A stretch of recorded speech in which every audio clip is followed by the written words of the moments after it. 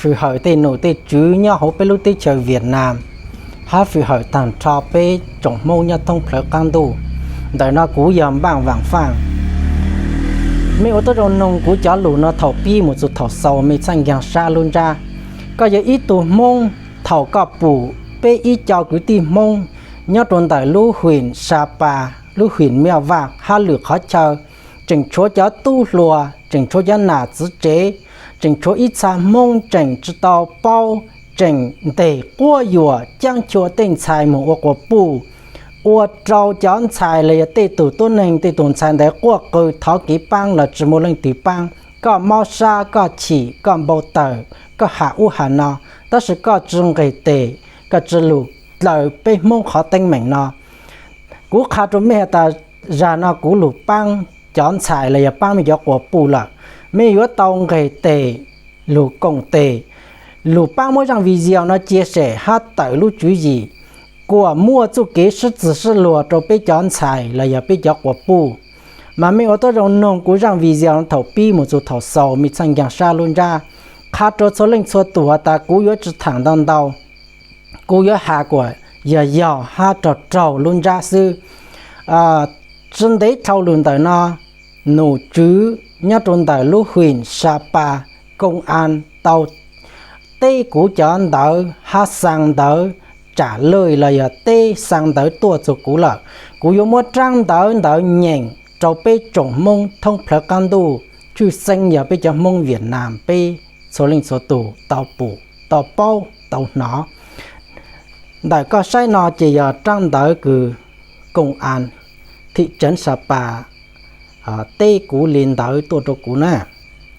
dùng liền nó chỉ cú mua nhện nè cú mua nhện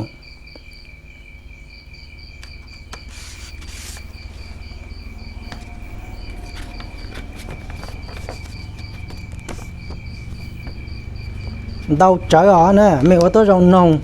cú nhện cái canh nè cú nhện cái canh em mẹ xa lên nông trâu á đợi nó trên tại cú chế nó chỉ trộn đủ rồi chỉ cú mình rất lúa á ta sẽ trở lên chẳng là mẹ nông cú cháu lúa ha thẳng nông cú thẳng chán ra lúa mẹ xa bao luôn ra nè đó nè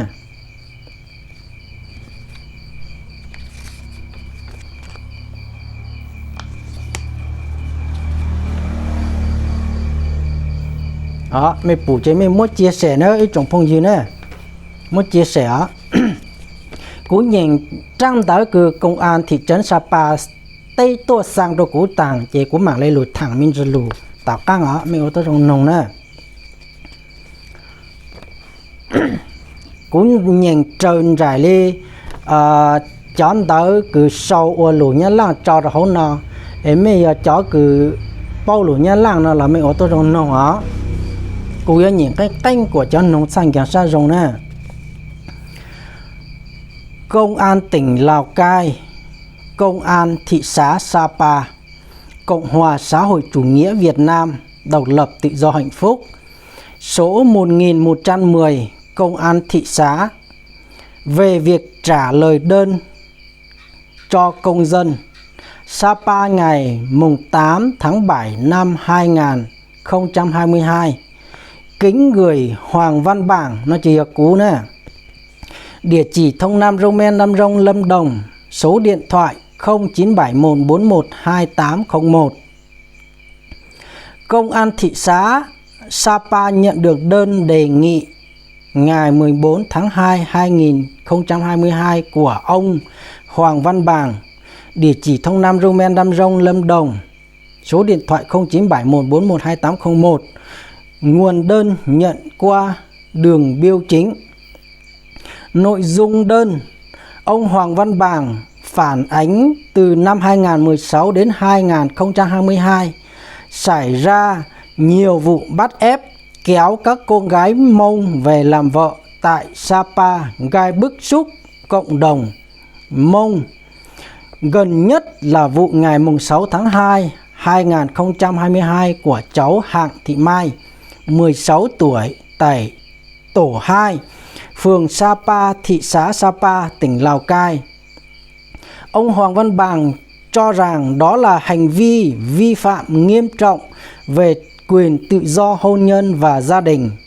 Ông Bằng cho rằng công an địa phương chưa quan tâm, chưa có biện pháp xử lý nghiêm đối với những trường hợp vi phạm trên, nên vẫn còn xảy ra nhiều vụ kéo vợ vi phạm pháp luật. Ông Bằng đề nghị công an thị xã Sapa tuyên truyền pháp luật, xử lý nghiêm những trường hợp kéo vợ như trên. Sau khi xem xét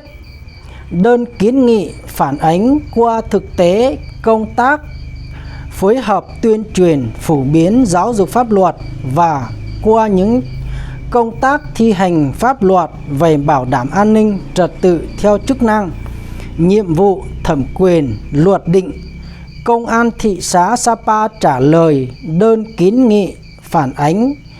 đề ngày 14 tháng 2 năm 2022 của ông Hoàng Văn Bằng với các nội dung cụ thể như sau. Đó. Dồn dĩ mù nữa. 1. Về công tác tuyên truyền pháp luật nói chung và công tác tuyên truyền pháp luật về bảo đảm an ninh trật tự nói riêng của Công an thị xã Sapa từ năm 2016 đến nay. Từ năm 2016 đến nay, Công an thị xã Sapa đã luôn quan tâm, trực tiếp thực hiện và phối hợp chặt chẽ với các cơ quan, ban ngành, đoàn thể, các cấp thực hiện công tác tuyên truyền các chủ trương đường lối của Đảng, chính sách pháp luật của nhà nước, các quy định của địa phương nói chung, trong đó có luật hôn nhân và gia đình, luật bình đẳng giới, và tuyên truyền pháp luật về bảo đảm an ninh trật tự an toàn xã hội. Sau đây xin gọi tắt là tuyên truyền pháp luật. Trên địa bàn thị xã Sapa, tỉnh Lào Cai nói riêng, công tác tuyên truyền pháp luật được Công an thị xã thực hiện và phối hợp thực hiện thường xuyên, liên tục, không chỉ riêng giai đoạn từ năm 2016 đến nay mà kể cả thời gian trước đó, với nhiều hình thức đa dạng, phong phú, thu hút cộng đông đảo các tầng lớp nhân dân trên địa bàn tham gia. Các hình thức tuyên truyền đã và đang được thực hiện cụ thể như tổ chức tuyên truyền trực tiếp thông qua các buổi họp thôn, tổ dân phố, tuyên truyền thông qua các hoạt động công tác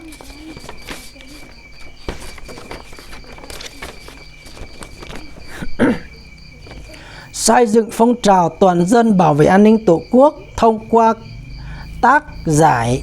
quyết thủ tục hành chính, sân khấu, hóa tuyên truyền pháp luật, các buổi tuyên truyền của cấp ủy chính quyền địa phương, các đợt cao điểm tổ chức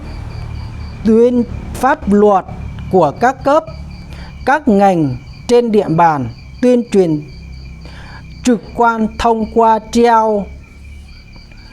bằng băng rôn, qua hệ thống loa phát thanh của các thôn, tổ dân phố, vân vân. Qua đó, nhân dân trên địa bàn đã nâng cao nhận thức, trách nhiệm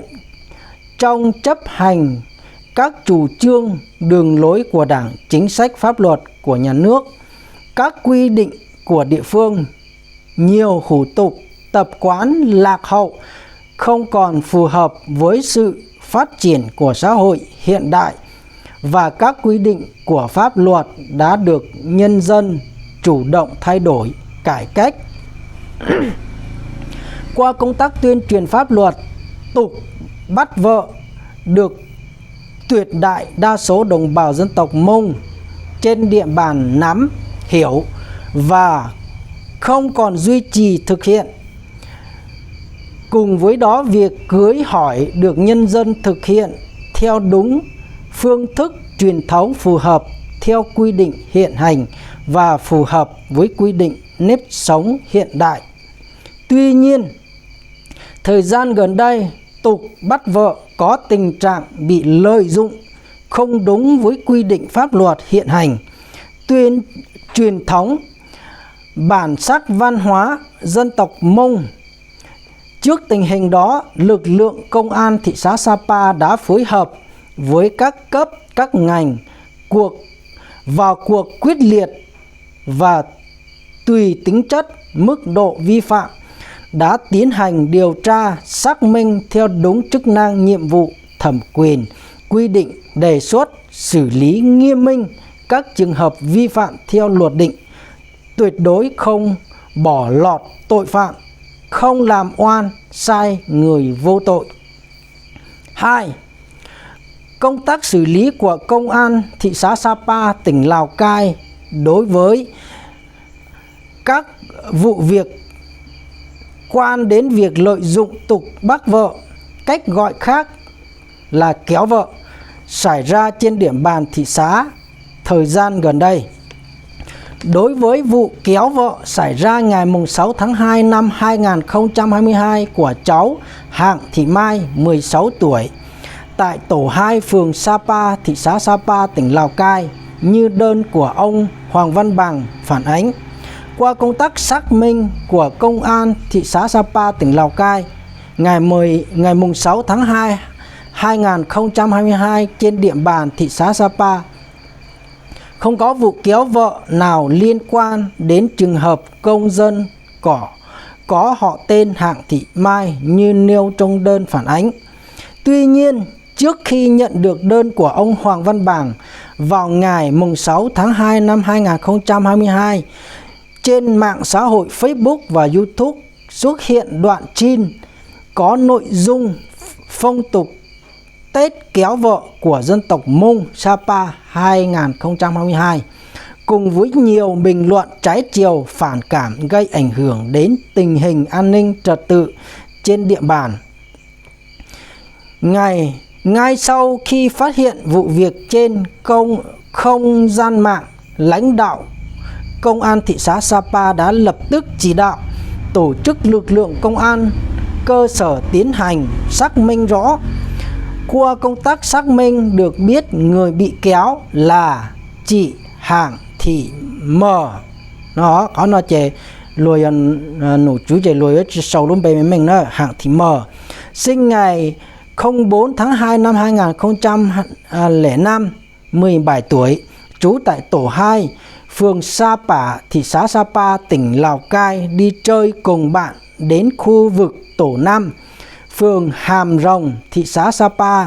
tỉnh Lào Cai và gặp nhóm người của anh Giàng A Tung, sinh ngày 2 tháng 3, 2003, hộ khẩu thường trú tổ 1, phường Hàm Rồng, thị xã Sapa, tỉnh Lào Cai, thì bị nhóm thanh niên này kéo, xô đẩy, vác trên vai chạy lên đường theo hướng từ Sapa về Lào Cai. Trong quá trình kéo, nhóm thanh niên này có bắt một xe taxi ở gần đó và đưa chị M lên xe đưa về khu vực cầu km 32 thuộc tổ 1 Hàm Rồng, đưa vào nhà của Giàng A Tung. Qua làm việc với chị Hằng Thị M, được biết bản thân bị anh Giàng A Tung và một số thanh niên kéo về đến nhà của Tung để làm vợ của Tung. Tuy nhiên bản thân không đồng ý, nên tối ngày 6 tháng 2 2022 bản thân Hạng Thị M không sinh hoạt cùng gia đình của Tung và ngủ cùng chị dâu của Tung. Trong quá trình ở tại nhà Tung, bản thân không bị cưỡng ép quan hệ tình dục, không xảy ra vấn đề gì. Do bản thân không đồng ý lấy Tung, nên sáng ngày 7 tháng 2 2022, lợi dụng lúc mọi người trong gia đình Tung mang sinh lễ đi xin cưới, thì chị M đã trốn khỏi nhà Tung để về nhà bố mẹ đẻ tại tổ 2, phường Sapa, thị xã Sapa,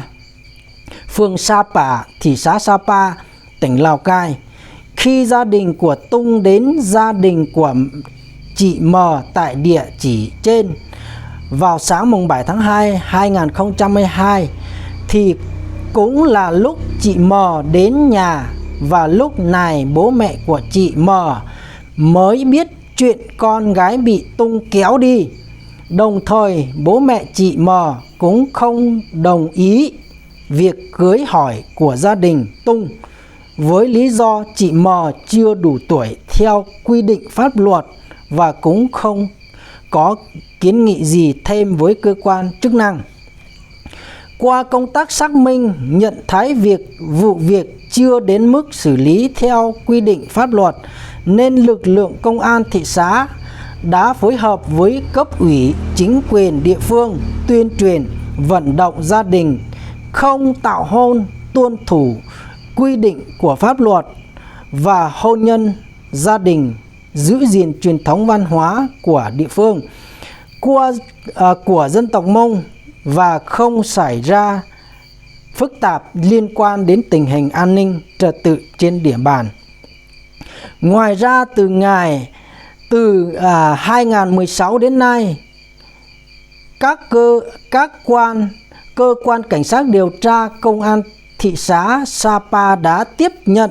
tiến hành điều tra, làm rõ và đề nghị truy tố theo quy định pháp luật nhiều vụ án liên quan đến việc lợi dụng tục kéo vợ để vi phạm pháp luật. Trong đó, công an thị xã Sapa thông tin đến ông Hoàng Văn Bàng được biết vụ gần nhất cụ thể ngày 24 tháng 2 2022, cơ quan cảnh sát điều tra công an thị xã Sapa tiếp nhận hồ sơ nguồn tin về tội phạm từ công an phường Sapa chuyển đến với nội dung cháu Thảo Thị C, sinh ngày 9 tháng 2 2007, trú tại tổ 3, phường Sapa, thị xã Sapa, tỉnh Lào Cai, tố cáo Giàng A Sú, sinh năm 2001, trú tại thôn Xéo Mí Tỉ, xã Tả Văn, thị xã Sapa, tỉnh Lào Cai, đã có hành vi xâm hại tình dục đối với cháu Thảo Thị C vào ngày 22 tháng 2 năm 2022 tại nhà của Giàng A Sú thuộc thôn Xéo Mí Tỉ, xã Tạ Văn, thị xã Sapa, tỉnh Lào Cai. Ngày 24 tháng 2 2022, cơ quan cảnh sát điều tra công an thị xã đã ra lệnh giữ người trong trường hợp khẩn cấp đối với Giàng A Sú có căn cước lai lịch nêu trên về hành vi giao cấu với người từ đủ 13 tuổi đến dưới 16 tuổi để tiến hành điều tra xác minh. Đến ngày 5 tháng 3 2022, cơ quan cảnh sát điều tra công an thị xã Sapa đã ra quyết định khởi tố vụ án hình sự, khởi tố bị can và ra lệnh tạm giam thời hạn 111 ngày đối với Giàng A Sú về hành vi trên. Đến ngày 5 tháng 5 2022, cơ quan cảnh sát điều tra công an thị xã đã có kết luận điều tra vụ án hình sự, đề nghị truy tố theo quy định pháp luật. Ngày 28 tháng 6 2022,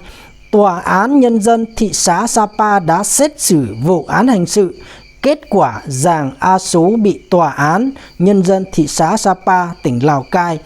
tuyên phạt 3 năm tù giam về hành vi phạm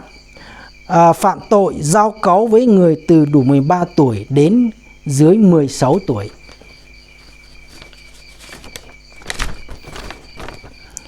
Hiện công tác tuyên truyền pháp luật và công tác bảo đảm an ninh trật tự địa bàn thị xã Sapa vẫn đang được công an thị xã Sapa quyết liệt, trực tiếp và phối hợp triển khai thực hiện thường xuyên, liên tục. Vậy, công an thị xã Sapa, tỉnh Lào Cai thông báo kết quả giải quyết đơn đến ông Hoàng Văn Bàng được biết và kính đề nghị ông Hoàng Văn Bàng tiếp tục giúp đỡ cấp ủy, giúp đỡ cấp ủy chính quyền địa phương và lực lượng công an tuyên truyền vận động cộng đồng dân tộc Mông nói chung và gia đình, người thân trong dòng tộc nói riêng chấp hành tốt chủ trương đường lối của Đảng, chính sách pháp luật của nhà nước và các quy định của địa phương. Trưởng công an thị xã đã ký Thượng tá Nguyễn Xuân Hà. Đấy nó chế chó kế cứ mê nông cú tư thẳng nó tăng lù lỡ nó mà do chó dâu lù cứ chó công an thị xã Sapa dài tàu của chó tàu do gì của bua yếu tàu trả ký băng của bây chó mông tàu son mua tủ xanh chỉnh qua yuan để trang chùa tên xài qua cơ chỉ một lần từ băng chỉ một kỹ nhân chỉnh trâu chọn xài là giờ cháu của bù nè chỉ buôn giờ lại tới nó sang tôi cũ chỉ cũ nhện nó chỉ mê nó mê bao lại nữa mà mê nó mê bao lại đó hậu nào mà hàng tông tàu liền nữa ta sẽ cũ chỉ một sao yếu lụt xài chỉ mê nông chỉ mê bao lại chỉ bố cụ tây tàu mê mình họ nó hậu lử chỉ bố yên gầy tị or bố yên băng bố yên trái phơi bố yên sai sửa rồng nữa lên từ ô chủ lên từ ô chữ chủ lên từ ô giờ trái lên từ ô chữ giờ trái mua tê chủ mua tê chủ bao là bố yên tê cho tôi nên đỡ xử lý ha mảng lúa mảng cờ hú sơ lẽ vì giờ khó cứ để trang chủ là giờ yếu bu yếu giờ chữ giàu xong nè cái ô yếu nè chỉ cho nó bố yên khá ta bố yên để mảng cờ nhớ cho hậu nó chỉ mê nó mê bao lại mà giờ lên nó ít trồng mông bên nhớ cho họ từ là dùng giống phử nổ phử chứ phử chai nồng lúa khá nữa chỉ bên mông sa chữ sụp bao sa chữ sụn đồ tê nhá lang là tê nổ chứ san lưu bên mông sa nhà bên mông sa băng bên mông dùng giống ta bên chữ sa ở tê dạng cứ phe là chủ là ở trong luồn du nè chỉ bên mông sa là chữ ra nữa thẳng lên đó cho số lên số tủ bên trồng mông nhớ trong tờ lưu huyện Sapa là do huyện Mia Vạc là lửa khó chơi nói chung là bây giờ mông chỉ dùng giống chủ kiến để trang chuộc mua dùa tên xài chỉ cho chế rủ mùa nữa cho chế rủ mùa cho chế tung cho mùa nữa sau ô linh non dưới lại ô linh non chỉ nụ chú luôn để tàu chỉ mang bùa chỉ mang cờ nữa khó nói vậy khó chỉ dùng cho bên mông chỉ thẳng lên nó xưa thẳng lên nó chỉ mấy bù chỉ mấy muốn chia sẻ quản tông tàu thông phải cán tù nó của bên trồng mông nó bên chủ tàu phù nổ phù chứ nông trai ô trở lên nổ chú ký chế hà chỉ bên luôn nên sao lại tới bằng chữ nhau mua công sở mua bề bên sao lại ô tàu luôn nên chữ ra nữa cháu của bù chọn trái là mấy yếu chủ tàu bao ở tại mấy mua quyền tự do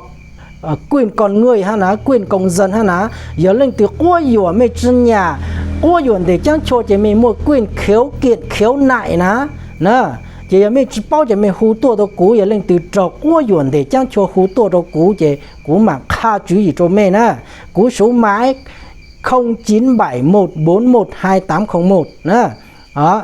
thằng lên nó ít trồng phong dư mấy phụ nó là đóng góp ý kiến nhá cho hậu nào nè dùng giống bây giờ ít tuổi bây sành lời bây sống và làm việc đúng theo hiến pháp và pháp luật khó nó sẽ liệt khó dùng trang lời ô trong đó đó phù hợp rất lời nữa mà bye bye nữa